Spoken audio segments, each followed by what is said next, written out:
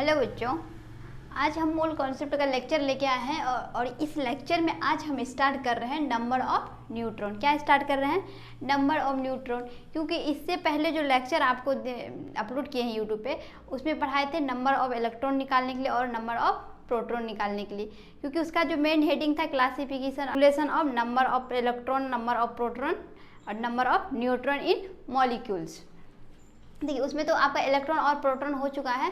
इसमें आपको बताएंगे न्यूट्रॉन के बारे में। आज नंबर ऑफ न्यूट्रॉन कैसे निकालते हैं। देखिए बच्चों, इसमें बताएंगे नंबर ऑफ न्यूट्रॉन और न्यूट्रॉन कैसे निकालते हैं।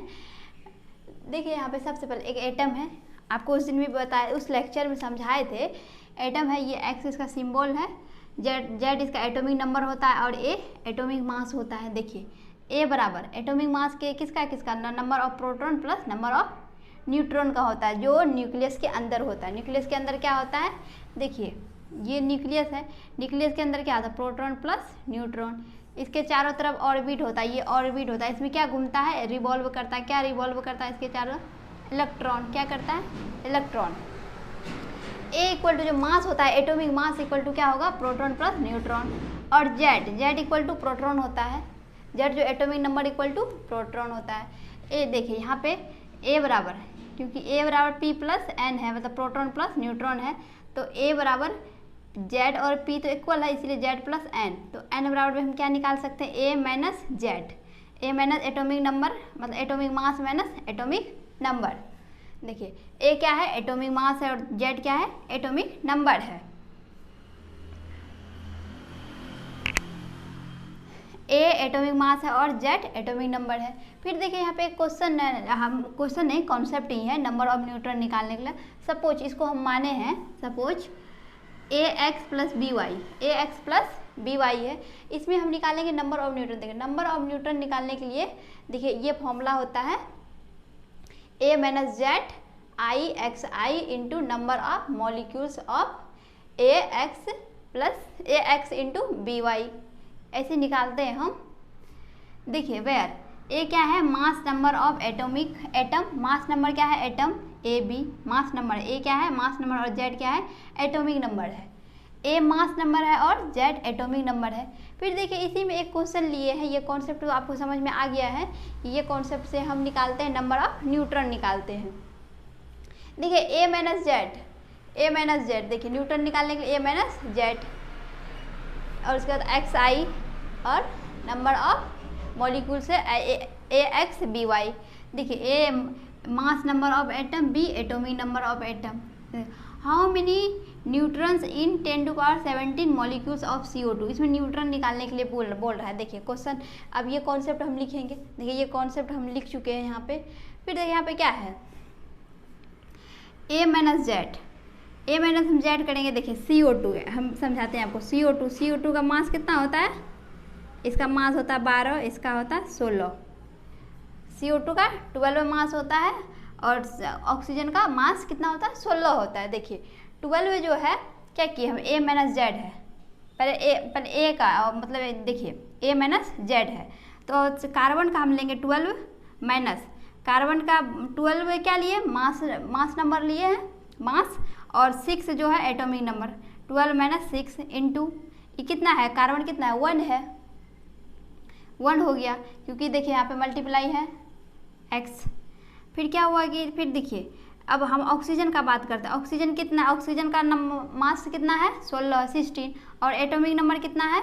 8। देखिए यहाँ पे है ना, ए माइनस जेड, यहाँ पे भी है ए माइनस जेड, तो 16 माइनस 8, 16 माइनस 8 इंटू ये कितना है? 2 है, मतलब 2 है, multiply 2 into number of molecule से ए एक्स वाई। कितना मॉलिक्यूल से दिया है? देखिए यहाँ पे 17 मॉलिक्यूल से दिया हुआ है। यहाँ पे हम 70 से मल्टीप्लाई 10⁻17 से मल्टीप्लाई कर दिए। फिर देखिए, इसको 6 में 12 में 6 गया 6, और 1 से मल्टीप्लाई करेंगे तो वो उतना ही रहेगा। फिर देखिए, इससे कितना गया? इसमें 8 से गया 6, 1 से मल्टीप्लाई करेंगे तो 6 ही रहेगा। फिर देखिए, 16 में से 8 गया 8, और इंटू 12 कितना हो जाएगा? 16 हो जाएगा, और इंटू मल्टीप्लाई 10⁻17। फिर देखिए इसको जोड़ेंगे तो 22 इंटू इतना आंसर आ गया, इसका आंसर इतना आ गया। आप निकालने के लिए सीख गए नंबर ऑफ न्यूट्रॉन। अगर कोई भी क्वेश्चन में निकालने के लिए कहेंगे आप ये कॉन्सेप्ट से नंबर ऑफ न्यूट्रॉन निकाल सकते हैं। फिर देखिए बच्चों और एक क्वेश्चन लिए हैं, how many total atoms in one molecule of H2SO4। How many atoms पूछ रहा है, इतना molecules, one molecule of H2SO4। देखिए इसको बनाने का तरीका देखिए, टोटल नंबर ऑफ एटम निकालने के लिए ये कॉन्सेप्ट आपको बताए थे, total number of A atom निकालने के लिए, बी एटम निकालने के लिए और टोटल नंबर ऑफ एटम निकालने के लिए किसी भी मॉलिक्यूल से। देखिए टोटल नंबर एटम निकालने x plus Y into number of molecules of AX/BY। फिर देखिए यहाँ पे क्या किए हैं, AX प्लस वाई। यहाँ पे देखिए हाइड्रोजन कितना है 2 है, प्लस सल्फर कितना 1 है और प्लस ऑक्सीजन कितना है 4 है, तो कितना 2 + 1 3 4 7। तो वही किए हैं 7 इंटू नंबर ऑफ मॉलिक्यूल्स कितना है, देखिए नंबर ऑफ मॉलिक्यूल्स कितना है 1 मॉलिक्यूल से दिया हुआ है, मल्टीप्लाई 1 किए तो टोटल आंसर इसका क्या आ जाएगा 7 आ गया। 7 आया तो इसका ऑप्शन नंबर क्या हो जाएगा, डी हो जाएगा। ऑप्शन नंबर क्या हो जाएगा, डी हो जाएगा। देखिए बच्चों आपको समझ में आ गया होगा नंबर ऑफ न्यूट्रॉन निकालने के लिए। और आपसे कोई भी क्वेश्चन में नंबर ऑफ न्यूट्रॉन निकालने के लिए बोलेगा तो आप तुरंत निकाल लेंगे। उसके बाद आप ये सिंबल समझ गए कि कैसे न्यूट्रॉन बराबर A - Z होता है, mass number minus atomic number. ठीक, पूरे एक बार रिकॉल कर देते हैं, पूरे चैप्टर जब से स्टार्ट किए ये चैप्टर, पूरे चैप्टर को एक बार रिकॉल कर देते हैं। देखिए इस चैप्टर में सबसे पहले जो मोल कॉन्सेप्ट हम स्टार्ट किए थे उसमें सबसे पहले आपको मैटर के बारे में बताए थे, और मैटर के बारे में बताए थे जिसके पास मास हो और ऑक्यूपाई स्पेस, एनर्जेटिकल लाइन या वॉल्यूम, उसे मैटर कहते हैं। उसके बाद मैटर जो 3 फिजिकल स्टेट में जो एग्जिस्ट करता था, सॉलिड, लिक्विड, गैस, ये तीनों आपको बताए थे अच्छे से, सॉलिड से लिक्विड, लिक्विड से गैस।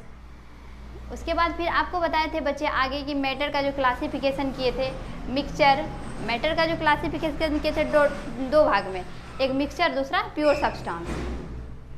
फिर मिक्सचर किसे कहते हैं, प्योर सब्सटेंस किसे कहते हैं। मिक्सचर को जो मिक्सचर के बारे में जो आपको समझाए थे जिसमें डिफरेंट टाइप के एटम से मिलके बना हो, एटम मॉलिक्यूल से, उसे मिक्सचर कहते हैं। और प्योर सब्सटेंस है जिसमें वन ही टाइप के एटम या मॉलिक्यूल से मिलके बना हो, उसे क्या कहते हैं, प्योर सब्सटेंस कहते हैं। जैसे मिक्सचर के बारे में, जैसे एयर को लीजिए आप, एयर में तो डिफरेंट टाइप के गैसेस हैं, ऑक्सीजन और ऑक्सीजन गैस है, नाइट्रोजन गैस है, ये सब डिफरेंट टाइप के गैसेस हैं। ये किसका एग्जाम्पल हो जाएगा, मिक्सचर का एग्जाम्पल हो, जिसमें more than 1 type of atom या मॉलिक्यूल से मिलके बना हो। और प्योर सब्सटेंस जो है जो एक ही टाइप के एटम या मॉलिक्यूल से मिलके बना हो। जैसे कि अगर आप CO2 ही लेंगे लेकिन CO2 का मॉलिक्यूल, CO2 का मॉलिक्यूल, CO2 का मॉलिक्यूल, वही मॉलिक्यूल रिपीट होगा बार बार। आप समझ गए मिक्सचर के बारे में भी, प्योर सब्सटेंस के बारे में। फिर आगे मिक्सचर को 2 भाग में डिवाइड किए थे, जो होमोजीनियस मिक्सचर और हेट्रोजीनियस मिक्सचर। होमोजीनियस मिक्सचर में डिवाइड हुआ था आगे, होमोजीनियस मिक्सचर और हेट्रोजीनियस मिक्सचर। देखिए मिक्सचर आगे 2 भाग में डिवाइड हुआ था, होमोजीनियस मिक्सचर और हेट्रोजीनियस मिक्सचर। और होमोजीनियस मिक्सचर इसे कहते हैं, होमोजीनियस जो यूनिफॉर्मली डिस्ट्रीब्यूटेड हो, यूनिफॉर्मली डिस्ट्रीब्यूटेड, पूरे मिक्सचर एक जैसा दिखे। और हेट्रोजीनियस जो होता है कि यूनिफॉर्मली डिस्ट्रीब्यूटेड नहीं हो, पूरे मिक्सचर एक जैसा नहीं दिखता है इसमें। जैसे कि देखिए इसका एग्जांपल लिए थे, जो वाटर में शुगर को ऐड किए थे, वाटर में शुगर को ऐड किए थे तो ये पूरा घुल गया था, तो ये क्या हुआ, होमोजीनियस मिक्सचर का एग्जांपल हो गया। बचा फिर हेट्रोजीनियस मिक्सचर का एग्जांपल, जिसमें जो वाटर में हम क्या किए थे, पेट्रोल को मिलाए थे, जो कि वाटर के सरफेस में पेट्रोल रह गया था। और इसका एग्जांपल, और वाटर के ऊपर आप ऑयल को रखते हैं तो वाटर के सरफेस पे ही ऑयल रह जाता है, नीचे नहीं जाता है। फिर देखिए बच्चों आगे फिर बात 2 भाग में डिवाइड किए थे, एक एलिमेंट और दूसरा कंपाउंड। और जो एलिमेंट होता है वो एक ही टाइप के एटम से मिलकर बना होता है, और जो कंपाउंड होता है वो डिफरेंट टाइप के एटम से मिलके बना होता है। फिर आगे इसी तरह यहाँ तक इसका क्लासिफिकेशन एंड हुआ। फिर आगे हम मास ऑफ सब्सटेंस बताए थे, वॉल्यूम ऑफ बताए थे, वॉल्यूम ऑफ सब्सटेंस, जो मास जो फिजिकल स्टेट पे डिपेंड नहीं करता है, नंबर ऑफ मोल्स भी फिजिकल स्टेट पे डिपेंड नहीं करता, लेकिन वॉल्यूम डिपेंड करता है। जैसे कि गैस का ज़्यादा होता है, उसके बाद लिक्विड का होता है, उसके बाद सॉलिड का होता है वॉल्यूम। देखिए बच्चों calculation number of electron, proton और न्यूट्रॉन, जिससे कि इससे जो लेक्चर हो चुका है, इससे पहले जो लेक्चर हो चुका है उस लेक्चर में आपको number of electron, number of proton और ये दोनों बता चुके थे। और इस लेक्चर में आपको अभी हम बता रहे हैं नंबर ऑफ न्यूट्रॉन, और ये भी आपको अच्छे से समझ में आ गया होगा बच्चों। फिर अगले लेक्चर में जो हम स्टार्ट करेंगे मोल स्टार्ट करेंगे, जो मेन चैप्टर है